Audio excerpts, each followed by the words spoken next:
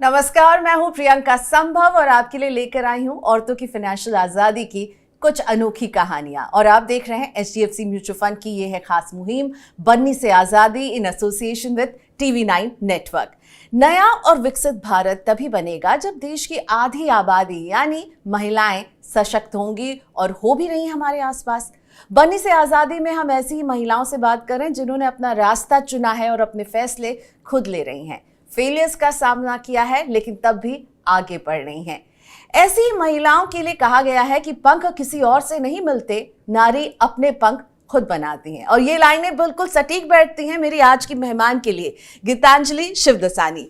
Thank you so much Geetanjali, आपने वक्त निकाला। तो गीतांजलि का एक छोटा सा इंट्रोडक्शन सबसे पहले। ये एक रिन्यूएबल एनर्जी कंपनी के ह्यूमन रिसोर्स को हेड करती हैं, लेकिन इंट्रोडक्शन केवल इतना नहीं है गीतांजलि का। इंडिपेंडेंट मदर हैं, अपनी दादी का ख्याल रखा, अपने पेरेंट्स की जिम्मेदारी उठाती हैं और इनका पैशन है वीगन की विचारधारा को फैलाना, खुद फॉलो कर रही हैं, एक वीगन एक्टिविस्ट हैं। Welcome Geetanjali to Money9। बहुत अच्छा लगा आपसे मिल करके और आपकी जो स्माइल है ना उसमें बहुत पॉजिटिव एनर्जी है। So thank you so much Geetanjali. और मैं आपसे ये पूछना चाहूँगी, अभी की गीतांजलि जब थोड़ा सा पीछे जाती हैं और पास्ट में जाकर अपने आप को, जब आप 20 ईयर ओल्ड थी तो आपने सोचा था इतने सारे रोल्स निभा रही होंगी, एक कंपनी के ह्यूमन रिसोर्स को हेड कर रही होंगी, पेरेंट्स का ख्याल रख रही हैं, इंडिपेंडेंटली बेटे को मैनेज कर रही हैं और अपने पैशन को फॉलो कर रही हैं। Thank you very much Priyanka. सबसे पहले तो thank you very much for calling me to this show. मुझे बहुत खुशी है यहाँ आने से। एक छोटी सी क्लैरिफिकेशन है, आपने बोला ह्यूमन रिसोर्सेज, तो मैं अपनी कंपनी में हेड ज़रूर कर रही हूँ ये डिपार्टमेंट, पर इस डिपार्टमेंट का नाम है पीपल एंड ऑर्गेनाइजेशन। क्योंकि जैसे सदगुरु कहते हैं ना, अगर आप जिस समय आप ह्यूमन के सामने रिसोर्सेज का वर्ड जोड़ देते हैं, आप उस इंसान का पोटेंशियल एकदम क्लोज कर लेते हैं। तो अगर हम खुद को पीपल समझें और अपना पोटेंशियल अनलिमिटेड समझें तो हम अपने कंपनी की तरफ या अपनी लाइफ को भी हम बहुत बेहतर बना सकते हैं। Okay, so what a nice perspective, peoples management. आप पीपल्स पर्सन हैं। बिल्कुल। अब आते हैं मेरे सवाल पर। Okay. 20 ईयर ओल्ड गीतांजलि जब अपने आप को पीछे मुड़कर आप देखती हैं, आपने कभी उस समय सोचा था बहुत सारे रोल्स, बहुत सारे लोग, बहुत सारे इमोशंस को आप मैनेज कर रही होंगी, जिसमें केवल बाहर ऑफिस के ही लोग नहीं बल्कि घर में भी अपना पूरा आप सब कुछ मैनेज कर रही हैं, फाइनेंशियली सबको सपोर्ट कर रही हैं। हाँ, देखिए जैसे बोलते हैं ना कि what happens in life, what you plan never happens and what happens is something never planned। मतलब जो आप सोचते हो वो यूजुअली बहुत रेयरली होता है और जो होता है वो आपने शायद कभी सोचा भी ना हो। तो नहीं, बिल्कुल भी नहीं। जो लाइफ ने इतनी सारी एक्सपीरियंसेस और लर्निंग्स मुझे दिए हैं, मैंने कभी भी नहीं सोचा था। लेकिन उन लर्निंग्स की वजह से जहाँ मैं हूँ मैं बहुत खुश हूँ और मैंने बहुत सारी चीज़ें अकम्प्लिश की हैं जो मैंने कभी नहीं सोचा था मैं कर पाऊँगी। और अभी तो बहुत साल हैं और बहुत काम करना बाकी है मेरे को। तो ये जो लर्निंग आपकी रही, मैं चाहूँगी कोई एक लर्निंग आप जो बता सकें, जो आपकी तरह जो औरतें अपने आप को मल्टीपल रोल में कभी कभी हम लॉस्ट महसूस करने लगते हैं। आई एम श्योर आपके लिए भी ऐसे मोमेंट आए होंगे। हाँ। सो क्या हम आपकी लर्निंग से क्या सीख सकते हैं? कब आपने सबसे ज़्यादा अपने आप को थोड़ा सा परेशान या लॉस्ट पाया और फिर कहाँ से स्ट्रेंथ मिली कि आगे बढ़ना है? ये बहुत अच्छा और एक बहुत इम्पॉर्टेंट क्वेश्चन है। और जब भी मैंने अपने आप को थोड़ा लॉस्ट या लाइफ में कन्फ्यूजन फील की है, हमेशा मैं अपने फेथ और अपनी स्पिरिचुअलिटी, अपनी आध्यात्मिकता की तरफ बढ़ी हूँ। और मैंने अलग अलग ऑर्गेनाइजेशन से बहुत कुछ सीखा है। ब्रह्म कुमारी से सीखा है, प्राणिक हीलिंग से, बुद्धिज़्म से सीखा है। तो मेरा यही जो मेन लेसन और मेन जो मेरा एडवाइस ये रहेगा कि कभी भी आपको कुछ भी प्रॉब्लम हो, आप खुद पे पूरा फेथ रखिए एंड देन यू सी आप क्या क्या कर पाएंगे लाइफ में। तो आपका फेथ कब टकमगाया और आपको कैसे फिर आपने आगे बढ़ी? कोई एक स्टोरी जब आपको लगा कि लगता अब नहीं हो पाएगा? मेरा शुरू से bent of mind towards veganism रहा है। मतलब मैं हमेशा ये सोचती थी कि कुछ ना कुछ एनिमल्स के लिए, पशु पक्षियों के लिए कुछ मैं करना चाहूँगी। लेकिन जैसे करियर बढ़ता गया अपने, और वो भी करियर भी बहुत अच्छा रहा, बहुत कुछ सीखा। पीपल एंड ऑर्गेनाइजेशन या HR की फील्ड में बहुत कुछ सीखने को मिलता है। लेकिन एक पर्पस होता है जो हमेशा रहता है कि नहीं, मेरा पर्पस यही रहा है लाइफ में कि मैं दूसरों के लिए, खासकर उन स्पीशीज़ के लिए जो वीक हैं, जो खुद अपना ख्याल नहीं रख सकते, उनके लिए हम क्या कर सकते हैं। तो हमेशा मुझे ये लगा कि मैं उनके लिए कैसे करूं, क्या करूं, पैसे कैसे इकट्ठे करूं, एक एनिमल शेल्टर कैसे खोलूं या एक ट्रस्ट कैसे खोलूं। तो ये चीज़ हमेशा मेरे मन में रही। तो मन में यही आया कि पेशेंस एक बहुत इम्पॉर्टेंट वर्च्यू है। अगर आप जैसे बोलते हैं ना स्टोरी, जैसे टर्टल्स होते हैं, टर्टल्स स्विम करते रहते हैं और उनको कोई भी स्पीड या वो कभी किसी से कंपेयर नहीं करते खुद को, लेकिन at the end of the day वो हमेशा तट तक पहुंच जाते हैं। तो ये एक बहुत इंपॉर्टेंट वर्च्यू है कि पेशेंस रखिए और अपने गोल की तरफ धीरे धीरे बढ़ते रहिए, आप शोर तक डेफिनेटली पहुंच ही जाओगे। तो ये जो एनिमल शेल्टर और वीगनिज्म को लेके आप जो अपनी विचारधारा को बढ़ाना चाहती हैं, अब आप वो कर पा रही हैं? हाँ, समय निकाल पा रही हैं? बिल्कुल समय निकाल पा रही हूँ, और ये धीरे धीरे होता है, एक्सपीरियंस से होता है। मैं जिस कंपनी में काम करती हूँ अभी ऑलमोस्ट यहाँ 15 साल हो गए हैं। तो अपने आप को एक करियर में अपने आप को इस्टेब्लिश करने के बाद अब मैं सोचती हूँ कि ये सब जो मुझे रियली चीज़ें मुझे करने का मन था, इन सब की अपॉर्चुनिटीज़ मुझे अच्छे से मिल रही हैं। ग्रेट। अब मैं बात करूंगी क्योंकि आप पीपल पर्सन हैं, पीपल मैनेज करती हैं, आपके आसपास बहुत यंग लड़कियां पहले के मुकाबले अब ज़्यादा आ रही होंगी जो ज्वाइन कर रही होंगी वर्कफोर्स को, तो उनमें आप क्या डिफरेंस देखती हैं? और पैसों को लेकर के, सेविंग्स को लेकर के, इन्वेस्टमेंट को लेकर आप क्या फील करती हैं कि लड़कियां क्या पहले के मुकाबले अब ज़्यादा इंडिपेंडेंट हैं या अभी भी हमें बहुत लंबा सफ़र तय करना है? गीतांजलि, देखिए इसके दो पहलू हैं, क्योंकि जो इंडियन कल्चरल सिस्टम है इसमें फैमिली का इन्फ्लुएंस अभी भी बहुत स्ट्रॉन्ग है।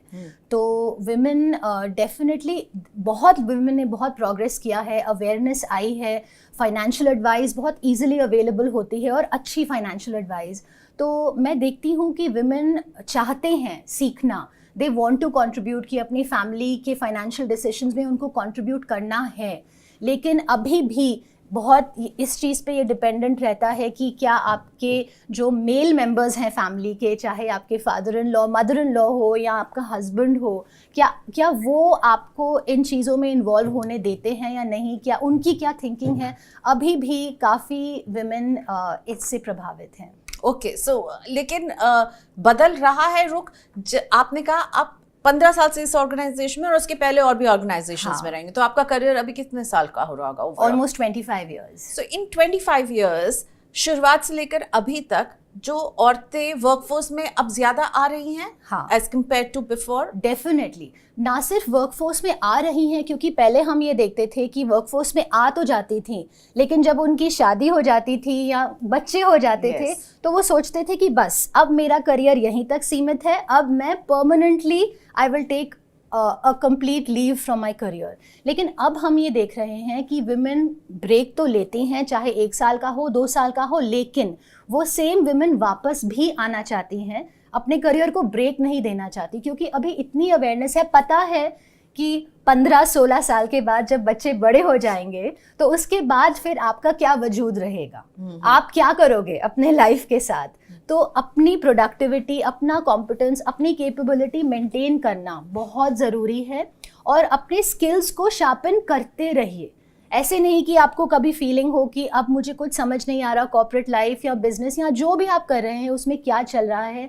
पढ़ते रहना चाहिए, रिसर्च करते रहना चाहिए। कितने सारे सोर्सेज हैं लर्निंग के जो आप घर बैठे एज अ मदर भी कर सकते हैं। तो वंस यू आर रेडी कि आप वापस आने के लिए रेडी हैं वर्क लाइफ में, आपको ज़रूर वापस आना चाहिए। फाइनेंशियल इंडिपेंडेंस विमेन के लिए बहुत ज़रूरी है। और फाइनेंशियल इंडिपेंडेंस के इस जर्नी में आप कहाँ देखती हैं अपनी औरतों को? अगर मैं कहूँ, आप अगर अपना कंपैरिजन अपनी मदर से ही करें तो उनसे आप ज़्यादा फाइनेंशियली जो है इंडिपेंडेंट होंगी, डिसीजंस ले रही होंगी। और आप अभी क्या देख रही हैं आपके आसपास जो यंग विमेन जो वर्कफोर्स में आ रही हैं, वो फाइनेंशियली इंडिपेंडेंट है या नहीं? उनको पता है कि मुझे काम करना है, अपना पैसा कमाना है, पर क्या पैसों से जुड़े डिसीजन ले रही हैं? तो पहले अपनी मदर और आपके बीच में डिफरेंस बताइए। पैसों को संभालने में आप कुछ अंतर देखती हैं? हाँ, ऑफ कोर्स अंतर बहुत है, क्योंकि मेरी मम्मा मोस्टली होम मेकर रही हैं। ऑफ कोर्स वो पढ़ाती थी 30 इयर्स से, वो ऑनररी टीचिंग करती थी गवर्नमेंट स्कूल्स में। लेकिन और हमारी बहुत छोटी फैमिली है, मैं ओनली चाइल्ड हूँ, मेरी मम्मा ओनली चाइल्ड है, मेरे पापा ओनली चाइल्ड हैं। तो मेरे पेरेंट्स की फैमिली में मेनली जो फाइनेंशियल डिसीजंस है वो मेरे फादर ने लिए, अभी भी मेरे फादर ही लेते हैं, लेकिन मेरी फैमिली में मेरा फुल इंडिपेंडेंस है फाइनेंशियल डिसीजंस लेने का। तो big difference, it's a very very big difference and I really want to thank, I mean because मैं एक बहुत ही कॉम्पिटेंट फाइनेंशियल एडवाइज़र के पास जा रही हूँ पिछले 10-15 सालों से, और उनके तरफ से जो इतनी सारी मुझे लर्निंग्स आई हैं, अब मुझे लगता है कि मैं अगर खुद किसी इन्वेस्टमेंट के बारे में सोचना चाहूँ, मैं खुद कुछ रिसर्च करके अपना डिसीजन ले सकती हूँ। आप कह रही हैं आप खुद ले सकती हैं, पर पहले ऐसा था क्या? बिल्कुल भी नहीं। तो पहले गलतियां हुई? गलतियां बहुत हुई। शुरू जब मैंने अपना करियर शुरू किया था तो मैंने सोचा था चलो इस एक पर्टिकुलर इन्वेस्टमेंट में अपना पैसा डालते हैं, और मैंने काफ़ी डाल दिया क्योंकि वो इन्वेस्टमेंट मार्केट में एक बहुत पॉजिटिव और स्ट्रॉन्ग सस्टेनेबल इन्वेस्टमेंट के जैसे प्रोजेक्ट हो रही थी। लेकिन अनफॉर्चुनेटली 2-3 साल के बाद वो मेरा पैसा 100 से 50% हो गया। तो ये मेरे लिए एक बहुत बड़ी लर्निंग थी कि खासकर अगर आप अपना करियर शुरू कर रहे हो और आपको ज़्यादा आइडिया नहीं है, तो प्लीज़ एक प्रोफेशनल फाइनेंशियल एडवाइस लो और फिर आगे बढ़ो। धीरे धीरे जब आप खुद सोचोगे, आपको दिखेगा कि मार्केट कैसे मूव करती है या कौन से इन्वेस्टमेंट्स ठीक हैं ठीक नहीं है, तब आप अपना डिसीजन खुद ले सकते हो। तो अब आपको लगता है कि आप एम्पावर्ड है कि अब आप खुद, क्योंकि आपने कहा आप 10 से 15 साल से एक प्रोफेशनल हेल्प ले रही हैं, अब आपको लग रहा है कि मैं खुद से भी कुछ डिसाइड कर सकती हूँ, मुझे अच्छे और बुरे में फर्क करना आ रहा है? फर्क करना आता है, लेकिन फिर भी मैं इंडिपेंडेंटली फाइनेंशियल इन्वेस्टमेंट्स नहीं करती। अभी भी मैं अपने एडवाइजर के थ्रू और उनकी एडवाइस से ही करती हूँ। ओके। हाँ, आइडियाज मैं बहुत देती हूँ, लेकिन अल्टीमेटली उनके ब्लेसिंग्स के बाद ही आई मूव फॉरवर्ड। ओके, सो गीतांजलि, मुझे ऐसा लगता है कि चलिए आपने अपनी फाइनेंशियल जर्नी आप जिस तरह से कंफर्टेबल हैं वैसे आपने आप शुरू कर दी है, और जब आप अपने आसपास देखती हैं बहुत सारी औरतें जो वर्कफोर्स में भी आ रही हैं या कुछ अपना भी काम कर रही हैं, तो पैसा तो कमा रही हैं, आप कमा रही हैं, मैं कमा रही हूँ, हमें बहुत सारे लोग जो देख रही होंगी विमेन वो भी कमा रही होंगी। कमाना तो हमने जान लिया, पर क्या हम उसको मैनेज करना, उससे जुड़े फैसले लेना हम ले पा रहे हैं, या अभी भी इसमें हमें अभी बहुत जो है सफ़र तय करना है? देखिए, जब आप अपने फाइनेंशियल इन्वेस्टमेंट्स के बारे में सोचते हैं तो उन्हें अपनी गोल से, अपने लाइफ के गोल से अलाइन करना बहुत ज़रूरी है। कि जैसे अब मेरा एक गोल है कि जब मेरा बच्चा बड़ा होके एडवांस स्टडीज़ करेगा तो उसके पैसे उस टाइम मुझे एक साइजेबल कॉर्पस की ज़रूरत पड़ेगी, या जैसे टिपिकल इंडियन पेरेंट सोचता है जब उसकी शादी होगी तो उसके लिए करना पड़ेगा, या मेरे अपने करियर गोल्स के लिए, या मेरी अपनी रिटायरमेंट के लिए। तो अगर हम इस वे में सोचें कि हमें अपने लाइफ में किन किन माइलस्टोन्स पर, किन किन मोमेंट्स पर हमें एक साइजेबल कॉर्पस की ज़रूरत पड़ेगी और अकॉर्डिंगली हम इन्वेस्ट करें, तो it will be very helpful. मतलब उस तरह का इन्वेस्टमेंट हमें अपने लाइफ के गोल्स को स्मूथली अटेन करने देगा। लेकिन प्रॉब्लम क्या होती है जब बात होती है रिटायरमेंट की, तो ज्यादातर विमेन को लगता है मेरे हस्बैंड हैं वो प्लान कर रहे हैं, राइट? पर ये शायद छूट आपको तो है नहीं, और आपको लगता है कि हस्बैंड ही हमारा रिटायरमेंट प्लान है? बिल्कुल भी नहीं। हर एक इंडिया में खासकर हर एक लेडी को, हर एक गर्ल वुमेन को फाइनेंशियली इंडिपेंडेंट होना बहुत ज़रूरी है। और इसका ये भी मतलब है कि आप अभी तक जो आज हमारे खर्चे हो रहे हैं या जो अगले साल तक होंगे, सिर्फ उसके बारे में नहीं, आप अपने फ्यूचर 20 इयर्स या 30 इयर्स बाद के भी बारे में सोचना बहुत ज़रूरी है। पर सोच नहीं रहे हम इतना नहीं सोचते। हम ऐसे बहुत सारे इंस्ट्रूमेंट्स हैं जो रिटायरमेंट के लिए इन्वेस्टमेंट्स करवाते हैं, हेल्प करते हैं, लेकिन हमें एक फिगर या अमाउंट का कुछ आइडिया नहीं है। बस हम ऐसे सोचते हैं कि हो जाएगा, कैसे न कैसे हमें सपोर्ट मिल जाएगा। तो इसमें हमें ज़्यादा फोकस करने की ज़रूरत है। मोस्ट इम्पॉर्टेंट मनी लेसन जो आपने सीखा है, क्या होगा वो? मनी लेसन मेरे लिए ये है कि सबसे पहले हम अपनी मनी साइकोलॉजी के बारे में सोचें। और हमें मनी साइकोलॉजी मतलब कि हम अपने लाइफ में पैसे को कितना महत्व दे रहे हैं। जैसे कुछ लोग हैं जो जैसे वेकेशन पर जाते हैं तो वो हमेशा सोचते हैं कि चलो किसी 5 स्टार में जाके रहें या किसी लग्जरी रिजॉर्ट में जाके रहें, लेकिन उनको उसके नीचे कुछ समझ नहीं आता। उनको लगता है हमें खुशी नहीं मिलेगी अगर हम कहीं और चले जाएंगे। लेकिन बहुत लोग होते हैं जो नेचर के पास फॉर एग्जांपल जाना चाहें, एक छोटा सा भी सिंपल 2 स्टार 3 स्टार प्रॉपर्टी क्यों ना हो, लेकिन नेचर के पास हो, वाइल्ड लाइफ के पास हो, फॉरेस्ट में हो। तो और ऐसे लोग वो होते हैं जो पूरी तरह उनके सेंसेस नेचर से अलाइन है, उनको पता है कि हमें यहीं रियली जो हम खुशी ढूंढ रहे हैं हमें अपनी लाइफ में यहीं पे मिलेगी, एक बड़े होटल में या बड़ी गाड़ी खरीद कर या बड़े बंगले में रह के हमें नहीं मिलेगी। तो it's very important to understand कि हम जो एक एवर लास्टिंग हैप्पीनेस सोचते हैं, हम लाइफ में जिसके पीछे भागते हैं, वो हमें कहाँ से मिल रही है, हमें क्या बाहरी चीज़ों से मिल रही है या वो अंदर से आ रही है। एक्चुअली वो भी होता है ना कि अगर इनके पास ये है तो मेरे पास क्यों नहीं है, ये देखा देखी में भी लोग जो है ओवर स्पेंड कर देते हैं। I think over spending is one wise जो आप हाईलाइट करना चाहती हैं। हाँ, ओवर स्पेंडिंग से देखा देखी क्या होता है, आप सोचते हो कि मेरे नेबर के पास मुझसे बड़ी गाड़ी है या बहुत कुछ चीज़ें हैं जो मेरे पास नहीं है, लेकिन क्या आपका नेबर खुश है? क्या वो गाड़ी चलाकर या वो चीज़ पाकर क्या वो खुश है? शायद उसे आपसे ज़्यादा प्रॉब्लम्स हैं, शायद वो आपसे ज़्यादा ही स्ट्रगल कर रहा है। तो कंपैरिजन मत कीजिए, खुद पे फोकस कीजिए और अंदरूनी खुशी ढूंढिए। बस मैं तो ये तो गीतांजलि के लिए अंदरूनी खुशी क्या है? मेरे लिए अंदरूनी खुशी है सबसे पहले अपनी हेल्थ स्ट्रॉन्ग रखना, क्योंकि अगर मैं हेल्दी हूँ मेंटली, इमोशनली, फिजिकली, तो ही तो मैं दूसरों को कुछ दे पाऊंगी, दूसरों का उद्धार कर पाऊंगी। तो हेल्थ बहुत इंपॉर्टेंट है, रिलेशनशिप्स बहुत इंपॉर्टेंट है, सोशल लाइफ होनी चाहिए स्ट्रॉन्ग। मतलब ऐसे नहीं कि बहुत सारे लोग हों आपकी लाइफ में, 1 या 2 या 3 ही हो, लेकिन उनके साथ बिल्कुल जेन्युइन और ट्रस्टिंग रिलेशनशिप्स अपने फैमिली के साथ, फ्रेंड्स के साथ बनाए रखना। और अपने करियर पे, खासकर विमेन की हम बात जहाँ तक हम करते हैं, अपने करियर पे ज़रूर फोकस करना। करियर का ये मतलब नहीं है कि आप CEO बनो या CHRO बनो या CXO, नहीं। आप जो भी काम कर रहे हो आप उसमें एक मीनिंग ढूंढो, एक डेप्थ ढूंढो। आपको फुलफिलमेंट मिलती है तो आपको मन करेगा रोज़ सुबह उठकर अपने कंप्यूटर पे जाके बैठ जाएं, अगर आप घर से काम कर रहे हैं या ऑफिस जाएं, लेकिन या कुछ भी जो भी काम कर रहे हैं, अपना बिजनेस कर रहे हैं, मीनिंग ढूंढो अपने लाइफ में। ओके, सो हमारे शो का कॉन्सेप्ट है बरनी से आज़ादी, ठीक है। बरनी यानी पुराने ज़माने में मर्तबान में जो है हमारी माँ, दादी, नानी कुछ पैसे बचाती थी, ठीक है, और वो किसी भी इमरजेंसी में तुरंत जो है अच्छा चलो ये पैसे आपके सामने आ जाते थे। तो यानी हम पहले से ही, हम महिलाएं जो हैं बचत करना तो बहुत अच्छे से जानती हैं, लेकिन क्या ये जो है ये बरनी से आज़ादी जो हमारा कॉन्सेप्ट है, इसको आपको लग रहा है अब भी ये बरनी से महिलाएं आजाद हो गई हैं इस सोच से कि पैसा बचाना है, सिर्फ बचाते रहो? ये धीरे धीरे चेंज हो रहा है, पूरी तरह से अभी नहीं हुआ है, लेकिन थैंकफुली हमारे पास इतने सारे सोर्सेज हैं सीखने के, जानने के, कि हम अपना जो पैसा है हम किस वे में इन्वेस्ट करें कि वो हमारे लिए पूरी लाइफ तक अच्छा कुछ कमा के दे।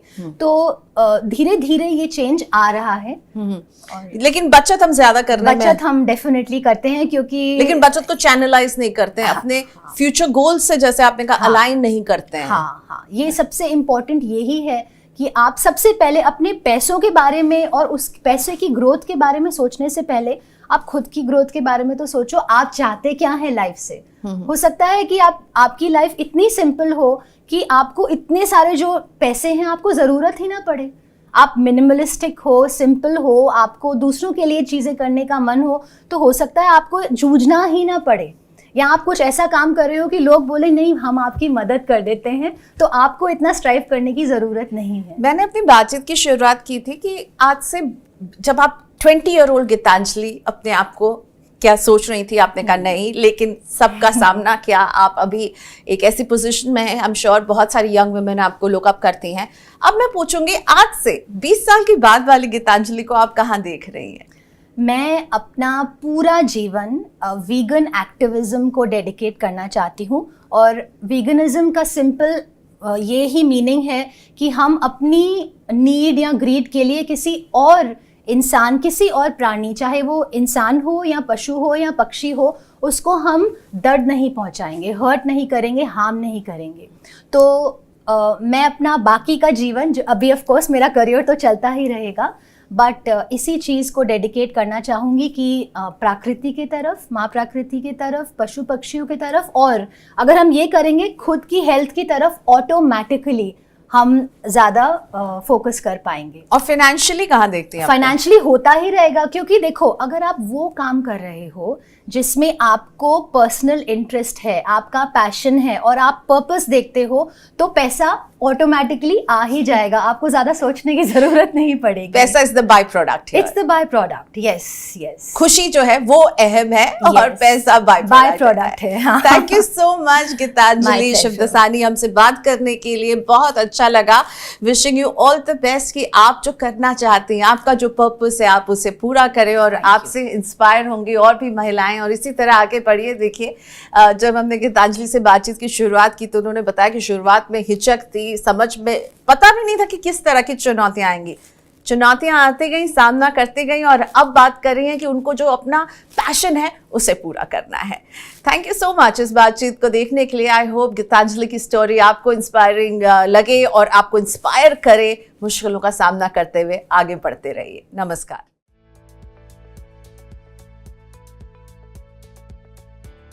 म्यूचुअल फंड निवेश बाजार के जोखिमों के अधीन है। योजना से जुड़े सभी दस्तावेजों को ध्यान से पढ़ें।